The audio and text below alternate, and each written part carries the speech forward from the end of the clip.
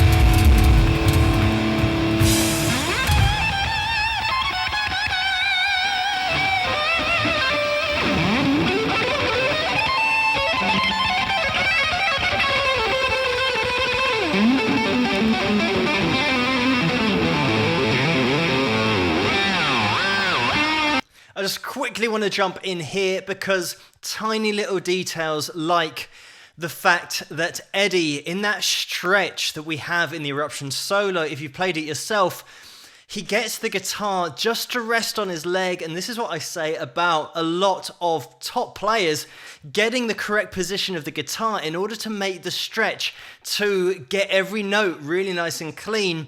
All the players do it, and sometimes people watching might think it's just to look cool, to pop the guitar up onto your thigh, and it's certainly something that a lot of other players do to get the guitar in a familiar position to where they have practiced, but also where they can maximize their stretch.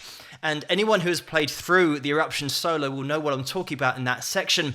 Unfortunately, physically, my hands aren't big enough to do that stretch. So when I did my cover of Eruption, I had to manufacture a way of doing it for my own hands.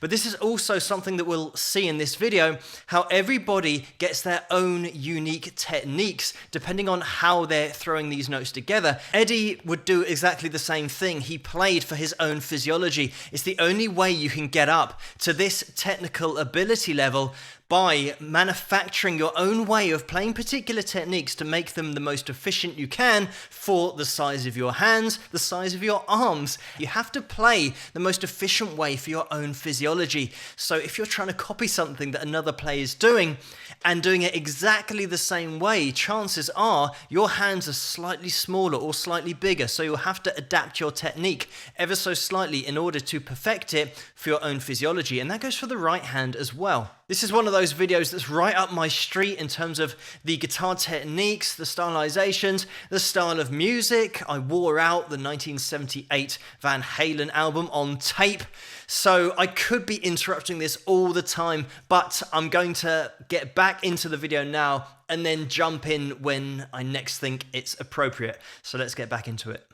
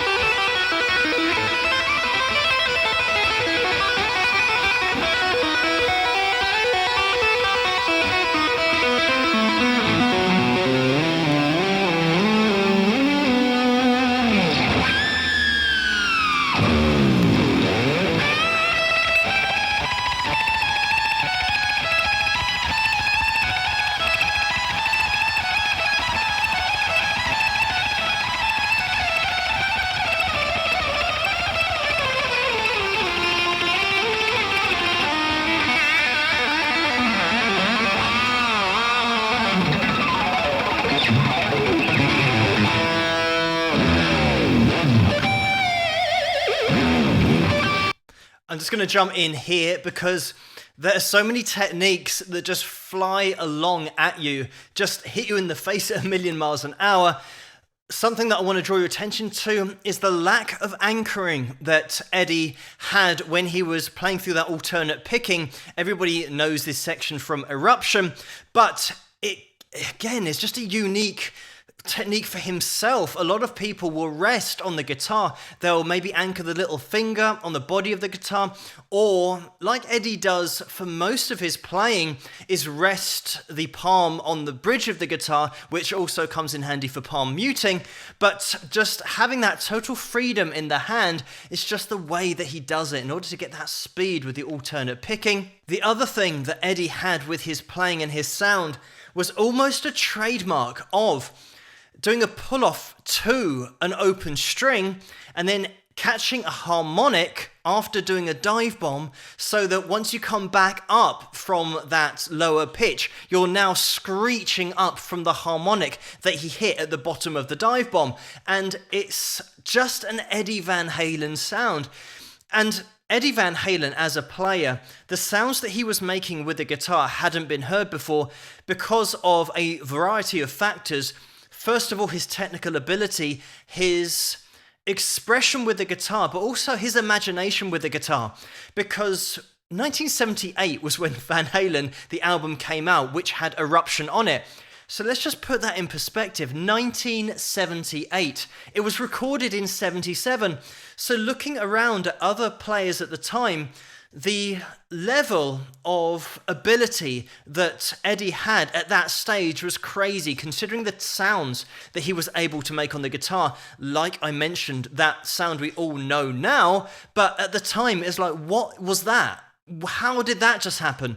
And that is what Eddie Van Halen was all about, just making these sounds. Like I said, the techniques to make these sounds just fly at you so quickly that if you weren't watching him, just to hear these sounds would be so mind-blowing and weird and almost alien to people around at the late 70s. I know it sounds stupid to think of alien sounds, but with the introduction of overdrive on the guitar and the amount of gain and sustain that Eddie could get from his guitars and his guitar tone, his overall sound, it meant that now these trademark sounds that we know him for at the time were available to him. Another technique, blink and you'll miss it, is again almost a trademark of Eddie Van Halen, of having that palm and just running it lightly across the strings whilst alternate picking so that you get the harmonic sound. And again, it's one of those that you attribute to Eddie Van Halen. So many of these techniques were just his sound. And let's dispel another myth that Van Halen invented tapping, and this is what made it so impressive as well, is that tapping had been around for ages, and there were other guitarists at the time, late 70s, early 80s, who were very advanced with tapping techniques, and they might do 3, 4, 5, 6 finger tapping. But Eddie Van Halen made it sound unique to him. So we know that the technique has been around for years. There's a video on this channel where I look at Roy Smeck, who was tapping on his ukulele in the mid-1920s. It's fine to watch this video and say it's an amazing guitar solo and just a great performance and maybe one of the best solos of all time. And there are channels that do that and just say that about the solo. But that is stating something that everybody knows. We know it's great, but why is it great? And what set Eddie Van Halen apart from all of those other players, especially in the 80s, who were doing the same technique, but they weren't sounding like Eddie Van Halen? What was he doing in order to have such a unique sound with one particular technique? It's the one thing that always has been and always will be, the ability for you as a musician to turn your technical ability on your instrument into expression and melody. Once you can do those two things, you will get a connection with an audience. There are millions of players who are technically so advanced, but they cannot bridge the gap between their technical ability 2, expression and melody. Once you can do that, that is the holy grail. And that is something that Eddie Van Halen managed to do. He danced that tightrope between technical ability and melody and a journey, and everything that you want from a song he could put into a guitar solo. And the proof is in this guitar solo, because in sections he goes into 316 from Unlawful Carnal Knowledge in 1991. So he had already written a song that was part of his guitar solo show-off section, but everyone didn't know it was a song yet because he released it in 1991. But it just goes to prove that he has already pre-written something melodic to put into his guitar solo. There's also another song in this solo called Cathedral, and that's from the album Diver Down. So rather than having a wild solo that is mindless shredding for 12, 13 minutes, he's got particular songs that he's going through. And we have, of course, Eruption in here. So he's taking sections from Eruption and mixing it in with other compositions that he's made. So there's a musical journey throughout this whole solo. Loads of players made the mistake of thinking a guitar show-off piece is just going to be 10 minutes of mindless shredding with no journey, no melody, and nothing that you can relate to. So after a minute, the audience loses interest because they don't know where you're going and they don't know where you're going to end up, and they don't care. Eddie Van Halen knew this, and he would always play a solo that took you on a journey. Eruption as a composition, as a show-off piece, is a perfect example of taking technical ability of the highest order and pairing it with melody, making a journey out of a guitar solo, to the point where in the tapping section you almost know where Eddie would be going next because of the previous notes that he had played and the current phrase that he was on. And with that tapping section, he goes up and resolves it at the end so that it means the journey has a beginning, a middle, and an end. So musically, you're satisfied about going on that journey because you can marvel at the technical ability that's included within that journey, but also the melody that's included it as well. So you're along for the ride. I feel like this video is going to go on all night, but the other major thing that Eddie Van Halen did was dance on that knife edge between perfection and chaos. It is such a potent mix when you have a player of Eddie Van Halen's ability who also throws the rulebook out the window. And what I mean is the technique that I mentioned earlier, pulling off to an open string, hitting a harmonic, coming back up from a dive bomb into the harmonic. When you're learning to play lead guitar, the last thing you want to do, or at least before Eddie Van Halen came along, was hit an open string because it just has a clanging sound to it. And a lot of players were focusing on avoiding that at all costs with palm muting, with resting on strings with their fretting hand in order to make sure only the string they played was ringing out. But Eddie Van Halen, by bringing in the chaos of hitting open strings, dive bombs, harmonics, he threw so much in there that was messy, but then he paired it with perfect technique on the fretboard, having that caution to the wind with technical excellence was such a random mix. It made him sound so unique because nobody else had ever practiced that way, to have a perfectly alternate picked run into a pull-off to an open string. So this analysis has dragged on a little bit because Eddie Van Halen's one of those players that was an innovator and right up my street, like I said at the beginning of the video. So I'm going to be releasing this analysis video in 2 parts. Obviously tonight's part, and then part 2 will be coming on Wednesday because tomorrow night is Tuesday night and I always live stream every Tuesday night. So I will see you guys live tomorrow night, but the part 2 to this is going to be happening on Wednesday. So thank you guys so much for suggesting this video for me to take a look at, and keep those suggestions coming in the comments below. Let me know what you guys think, and if you like this video, please give it a thumbs up and subscribe, and I'll see you guys at the next one. Rock!